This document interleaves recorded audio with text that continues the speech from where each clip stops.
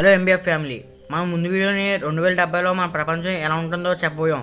కానీ ఇప్పుడు మళ్ళీ నేను 2070 నుంచి 2200లో మన ప్రపంచం ఎలా ఉంటుందో ఈ వీడియోలో చెప్పబోతున్నాను. అలాగే ఏమన్నా మన ఛానల్ ఫస్ట్ టైం వస్తే వీడియో లైక్ చేసి ఛానల్ సబ్స్క్రైబ్ చేసుకుని, అలాగే వీడియో కానీ ఇన్ఫర్మేటివ్గా అనిపిస్తే మీ ఫ్రెండ్స్ కానీ షేర్ చేయండి. నోట్: ఈ వీడియో చెప్పేది కొన్ని నిజమవుతాయి, కొన్ని అబద్ధం అవుతాయి. సో వీటిని బ్లైండ్గా ఫాలో అవ్వి మళ్ళీ నువ్వు చెప్పిన ఏమీ నిజమవ్వలేదని చెప్పి నన్ను ఏం తిట్టకండి. మనకి ఫస్ట్ వైర్లెస్ ఫోన్ కనిపెట్టింది 1984లో.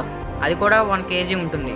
కానీ కేవలం 39 సంవత్సరంలోనే ఫోన్ ఎంతలా డెవలప్ అయిందో మనందరికీ తెలుసు. అలాగే మన టెక్నాలజీ కూడా మనం గమనించే లోపే కామన్గా పెరిగిపోయింది.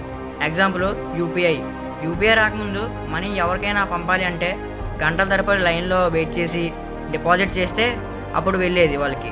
ఇప్పుడు కేవలం 1 నిమిషంలోనే మనీ పంపించేస్తున్నాం. ఇది చాలా కామన్ అయిపోయింది. ఈ విషయం మన పేరెంట్స్కి ఒక మ్యాజిక్ లాగైతే అనిపిస్తుంది. సో ఇప్పుడు నేను చెప్పే అడ్వాన్స్ టెక్నాలజీ కూడా మనకి మ్యాజిక్ లాగే అనిపిస్తుంది. 2070లో ఉన్న ట్రాన్స్ హ్యూమనిజం అనేది ఇప్పుడు కామన్ అయిపోయింది. ట్రాన్స్ హ్యూమనిజం అంటే మనుషులు రోబోట్స్గా మారడం, అంటే వాళ్ళ యొక్క బాడీ పార్ట్స్ని మెకానికల్గా మార్చడం.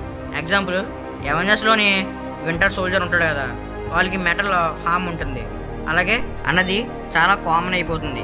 ఎంతలా అంటే ప్రతి 5 మెంబర్స్లో 2 మాత్రం అలాగే ఉంటారు. Second one, advanced nano tech clothing is become main stream. ఇప్పుడు మనం 2073లో ఉన్నాం. ఇప్పుడు బట్టలు వేసుకోవడానికి కంప్లీట్ వాట్ రూమ్ అవసరం లేదు. కేవలం ఒక పేర్ ఆఫ్ క్లాత్స్తో మనం బతికేయగలము. ఎలాగంటే iron man nano technology suit ఉంటుంది కదా, మనం కూడా నానో టెక్నాలజీ క్లాత్స్ దొరికితే మనం ఒక పేర్ ఆఫ్ క్లాత్స్తోనే నచ్చిన డ్రెస్ వేసుకోగలం. ఇది ఆల్రెడీ 2060లోని ఫైర్ వర్కర్స్కే, మిలిటరీ సోల్జర్స్కే అవైలబుల్గా ఉంటుంది. తర్వాత 2076లో మనుషులందరికీ, అంటే మన మామూలు నార్మల్ మ్యాన్స్కి అందరికీ వస్తుంది ఈ టెక్నాలజీ. ఇది స్టీల్ కన్నా స్ట్రాంగ్గా ఉంటుంది. ఈవెన్ నైఫ్తో పొడిచిన, బుల్లెట్తో కాల్చినా తట్టుకోగలదు.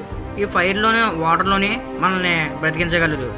ఇవే కాదు, ఇది ఇంకా చేయగలదు. నెంబర్ 3, మనం మామూలుగా వాడే మొబైల్స్ అన్నీ ట్రాన్స్పరెంట్గా ఉంటాయి. ఇంకా ఇవి మనకి కనిపించవు. ఇంకా వాటి సైజు కూడా తగ్గిపోతుంది. ఇలా చెప్పుకుంటూ పోతే వచ్చే 100 సంవత్సరాల్లో ఎమోషన్స్ అన్నీ కనిపించకుండా పోతాయి. అన్ఎడ్యుకేటెడ్ అనేది చాలా వరకు తగ్గిపోతుంది. ప్రపంచం ఎలా ఉంటుందో తెలియదు, కానీ ప్రతి 10 సంవత్సరాలకి మాత్రం మారుతానే ఉంది. 2000 సంవత్సరంలోని చిన్న మొబైల్స్ లేవు. 2010 సంవత్సరంలోని చైనా మొబైల్స్ అవి ఇవి వచ్చాయి. MP3 సాంగ్స్ అనేవి వచ్చాయి. చెవులో పెద్ద ఎయిర్పోర్ట్స్ పెట్టుకుని పెద్ద సౌండ్స్, అంటే సాంగ్స్ కూడా పెట్టుకుంటూ వింటూ ఉన్నాము. మళ్ళీ 2024కి వచ్చేసి అందరి చేతిలో స్మార్ట్ ఫోన్స్ ఉన్నాయి. కొన్ని ఇయర్స్కే ఇలా మారిపోతుంది. అంటే అప్పటికి ఎలా ఉంటుందో చూడాలి. సో ఈ వీడియోకి ఎంత గైస్, ఇంకా దీన్ని పార్ట్ 2 కావాలంటే కామెంట్ చేయండి. ఇలా చెప్పినట్టు కొత్త వారు అలా వస్తే మన ఛానల్ని లైక్ చేసి సబ్స్క్రైబ్ చేసి, ఈ వీడియో కానీ ఇన్ఫర్మేటివ్గా అనిపిస్తే మీ ఫ్రెండ్స్ కానీ ఫ్యామిలీ మెంబర్స్ కానీ షేర్ చేయండి.